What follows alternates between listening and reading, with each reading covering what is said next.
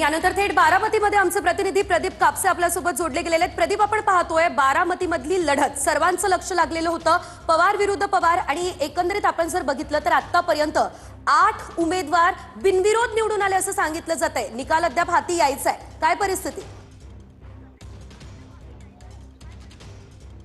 सेजल, खरं तर बारामतीकडे सगळ्यांचं लक्ष लागलेलं आहे। ते म्हणजे आपल्याला माहिती आहे की गेल्या महिन्याभरापासून चर्चा आहे ते म्हणजे 2 राष्ट्रवादी एकत्र येणार। मात्र बारामतीमध्ये चित्र वेगळं पाहायला मिळतंय। ते म्हणजे शरद पवारांची राष्ट्रवादी आणि अजित पवारांची राष्ट्रवादी ही नगर परिषदेची निवडणूक जी आहे समोरासमोर लढताना पाहायला मिळते। विधानसभेला जो चुलता पुतण्यांमध्ये आपल्याला संघर्ष पाहायला मिळाला, अगदी तीच परिस्थिती यंदाच्या नगर परिषदेमध्ये आहे। ते म्हणजे अजित पवार राष्ट्रवादी काँग्रेसचं नेतृत्व करतायत, तर बारामतीमध्ये शरद पवार पक्षाचं नेतृत्व हे युगेंद्र पवारांकडे आहे। युगेंद्र पवार यांच्या नेतृत्वाखाली नगर परिषदेची निवडणूक जी आहे ती लढली गेली। 41 जागांपैकी 8 जागा ज्या आहेत त्या बिनविरोध निवडून आलेल्या आहेत, ज्याच्यामध्ये बसपाचे उमेदवार काळूराम चौधरी विरुद्ध राष्ट्रवादी काँग्रेसचे नगराध्यक्ष पदाचे उमेदवार सचिन सातव यांच्यामध्ये थेट सामना जो आहे तो नगराध्यक्ष पदासाठी होताना पाहायला मिळतोय। अगदी काही मिनिटांमध्ये आपण पाहतोय की मतमोजणीला सुरुवात होईल।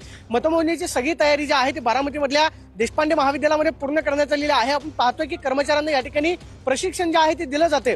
सीसीटीव्ही त्याचबरोबर कॅमेरा माध्यमांतून आपण पाहतोय की हा संपूर्ण निकाल जो आहे तो उमेदवार प्रतिनिधींना पाहता येणार। आपण पाहतोय या ठिकाणी स्क्रीनची व्यवस्था करण्यात आलेली आहे। काही मिनिटांमध्ये या निकालाला सुरुवात होईल। पहिला कल हाती आल्यानंतर हे स्पष्ट होणार आहे ते म्हणजे बारामती नगर परिषदेमध्ये अजित पवार जे आहेत एक हाती सत्ता राखतात का। शरदचंद्र पवार पक्षाला सुद्धा यंदा विश्वास आहे की बारामतीकर जे आहेत चांगल्या मताधिक्यानं नगरसेवक म्हणून आम्हाला पसंती देशील असा युगेंद्र पवारांनी आत्मविश्वास व्यक्त केलेला आहे।